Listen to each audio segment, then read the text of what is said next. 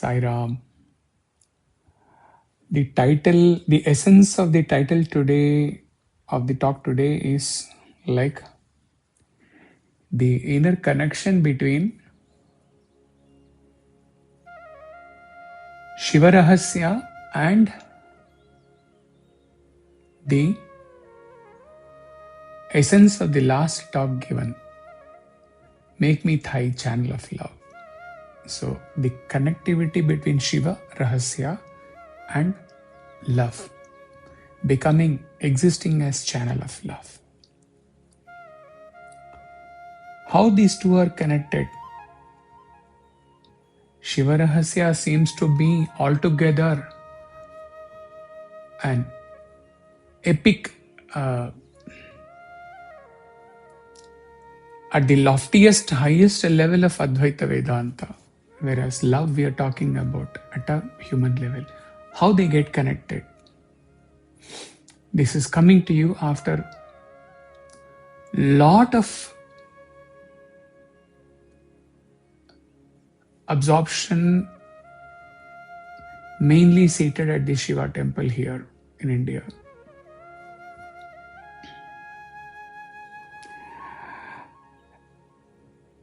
When Shiva is introduced in the Shiva Rahasya, the description flows like this.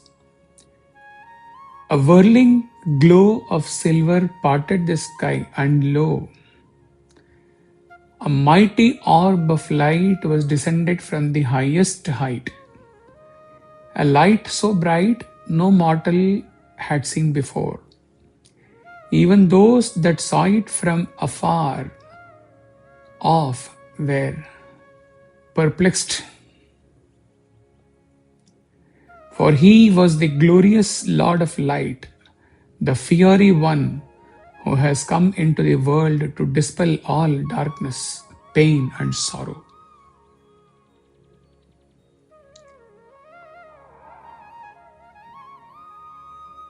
How can one contemplate on this expression of about Shiva?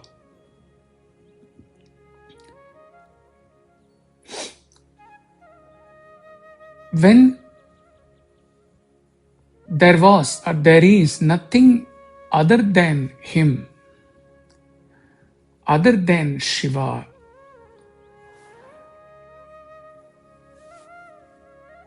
it can neither be dark or it can neither be an artificial light. Then what it is actually?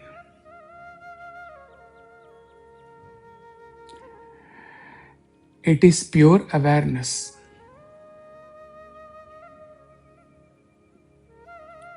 One cannot even for meditation, one cannot imagine two things together, pure awareness and darkness. These two cannot be connected together. To be aware means there has to be an illumination within, if not without. So Shiva is light, brightest, beyond human imagination, homogeneous, the same light everywhere. Seated in front of Shiva at the temple, he meditates on Shiva, the light. Of course, he could not get any glimpse of any light in absorption. All that he existed was awareness, with no thoughts, no mind. And at best, that bright awareness can be described in finite words as the one absolute and the one alone. Alone is very important here because except for that pure awareness, homogeneous pure awareness, there is nothing other than that. So it is alone. Absolute. It is not relatively alone to some other phenomenon. It is absolute aloneness.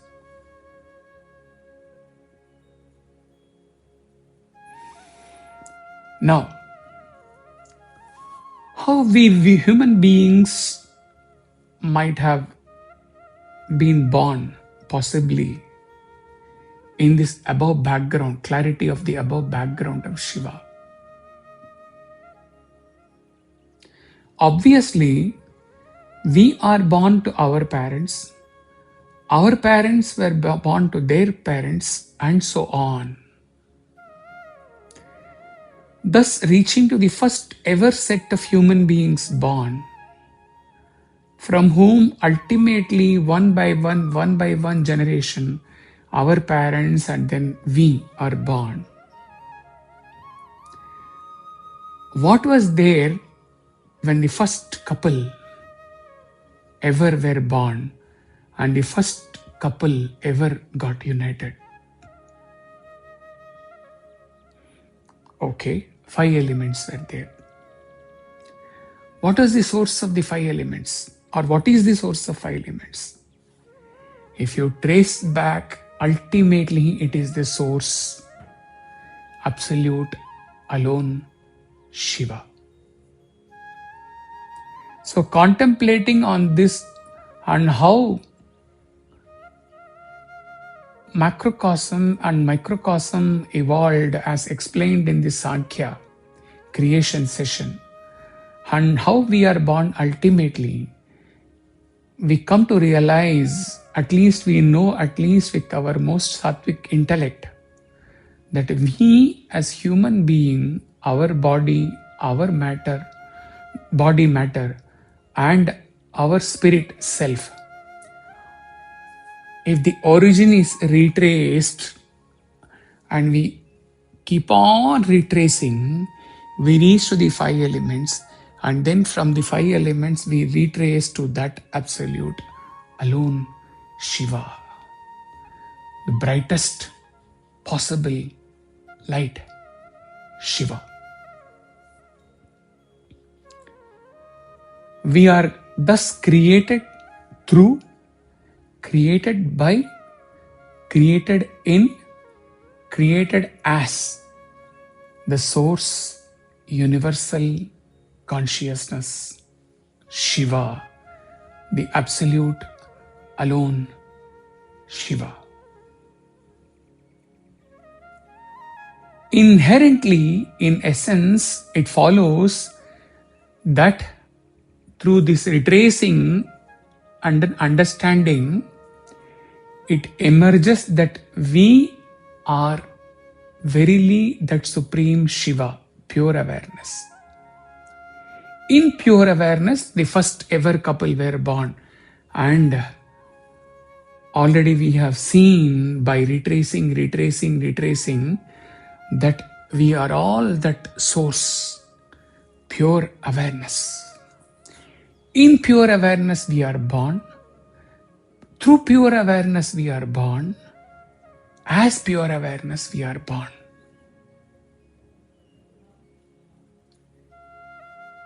Like us, similarly, all other things in the creation, all other beings in the creation are all the same, retracing, they are all the same universal consciousness, Shiva.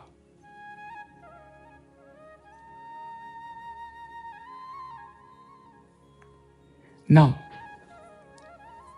let us connect this revelation from Shiva Rahasya to the latest Satsang talk on Make Me the Thai Channel of Love.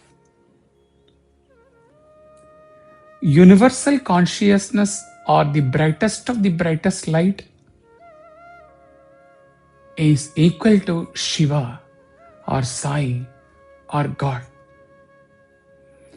And the very same God, Sai, says, I am love, God is love. Thus, combining the two equations, consciousness manifesting as God is equal to love. Swami said in a discourse in July 1996 about divine love, the Shruti or the Vedas declare it did not originate from the firmament. It did not grow from the earth. It has no birth, no death. It is all pervading. It emerges from the heart when the knots of ignorance are broken. Suppose if Sai had existed only as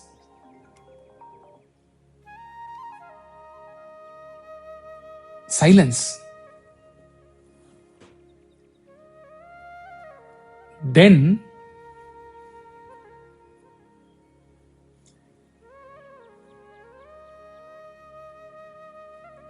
what would have happened? We would not have understood anything about Swami if we had just remained in silence. We would not have experienced what Sai is at all.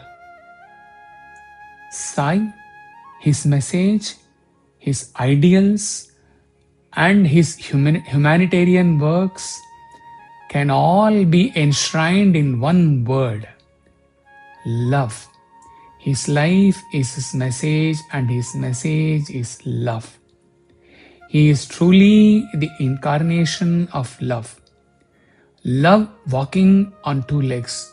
He says, God is love. Live in love.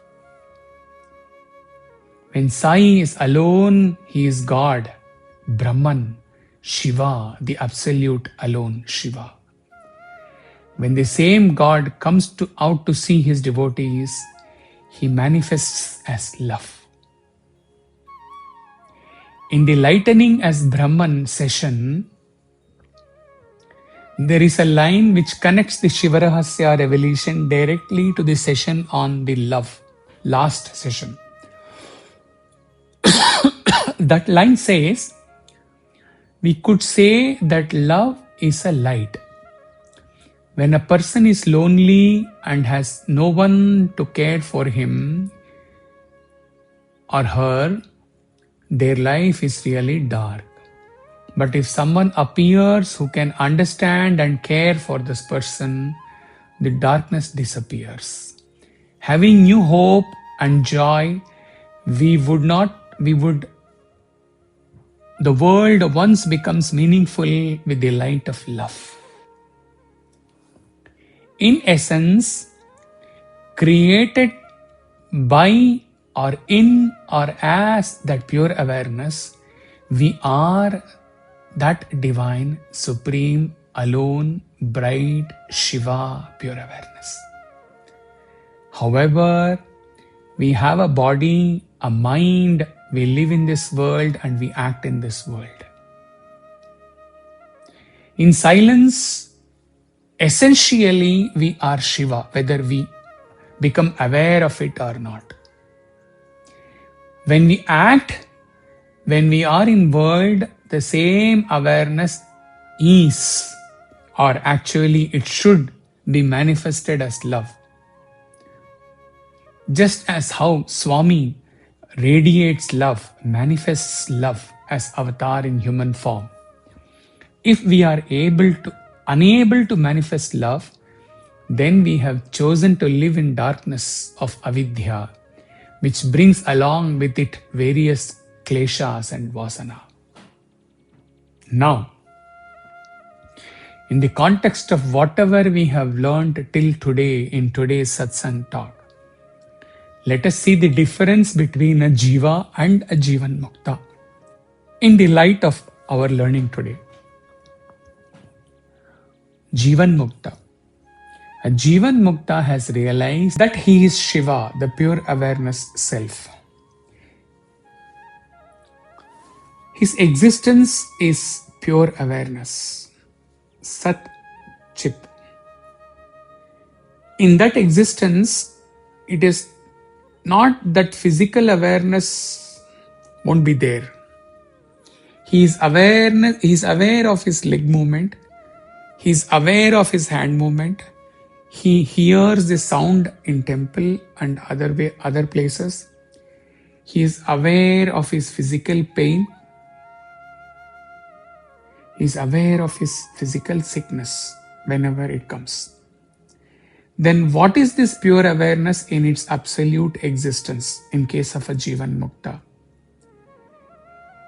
His or that state of pure awareness can be explained at best through finite words as, note, the state which is not disturbed by any thought process, the state where there is no mind at play, the state where there is not even this thought that I am not having any thought, or my mind is not working, or even the thought that I am existing as pure awareness. None of these thoughts will be there. Then how about his existence as love? Actually, he is unaware of existing as love. In his purest state, whatever he does, whatever he speaks, wherever he goes, everything about him is experienced as love by all around who know him, who respect him, who revere his state. So in his case, there is no duality between him and Shiva. Therefore, he doesn't have to, as per last session, a Jivan Mukta doesn't have to draw the universal love and then share it, spread it across, because he and Shiva are one.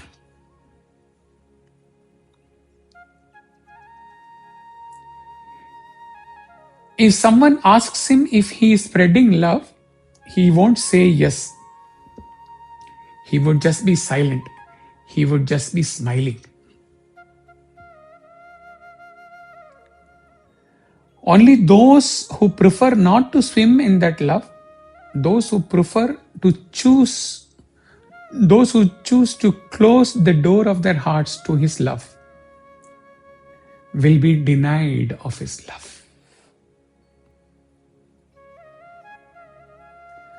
Shivanandaji writes, the Jivan Mukta or full-blown Jnani is full of pure love, compassion, mercy, exquisite gentleness, and hidden power and strength.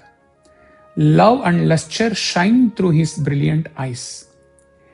There is no expression of I love you in case of a Jivan Mukta, because there is no duality, differentiation between the word I, the word love, the word you in case of a Jivan Mukta. All are one. There is no duality whatsoever.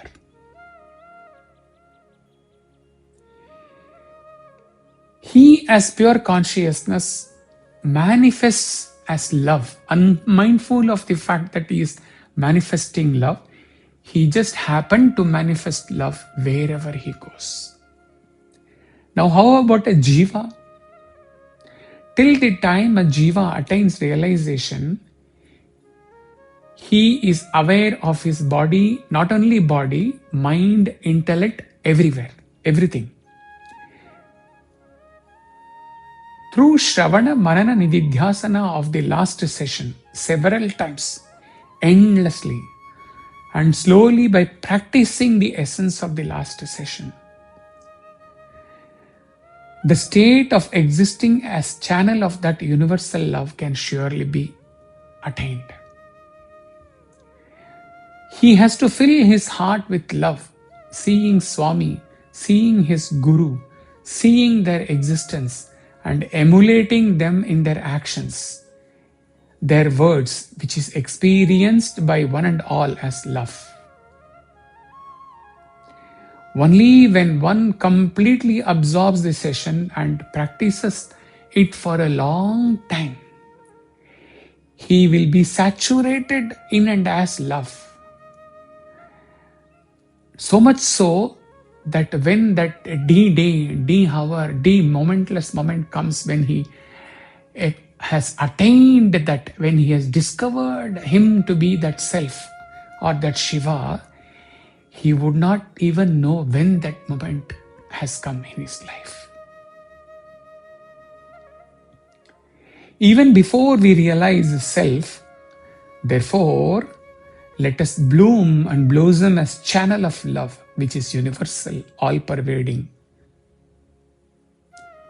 With this affirmation, with this conviction, let us chant this poem daily when we wake up, seeing our Swami in our puja room, which is a rephrased version of Saint Xavier's poems, which has everything starting as maybe, which is replaced by I shall.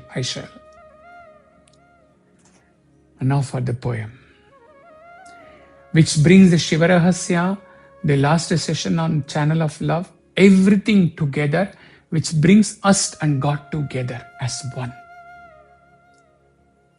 Quote, I am a channel of your peace. I am a channel of your unconditional love. I am a channel of your forgiveness to all. I bring constant and true faith in you. I am a channel of your light. I bring confidence in your ever-present goodness. My light shines united with your pure radiance. My presence uplifts with our combined perpetual joy. I acknowledge oneness and your universal laws. As I comfort others, I am comforted. When I accept and understand all people, it is reflected back to me. Unconditional love is my source, my essence, the all that is. I am the channel of your love, light and peace. In oneness I forgive, and in oneness I am forgiven. Whatever I give in life, I always receive it back. There is no end, only oneness in eternal love. Unquote. Jai Sai Ram.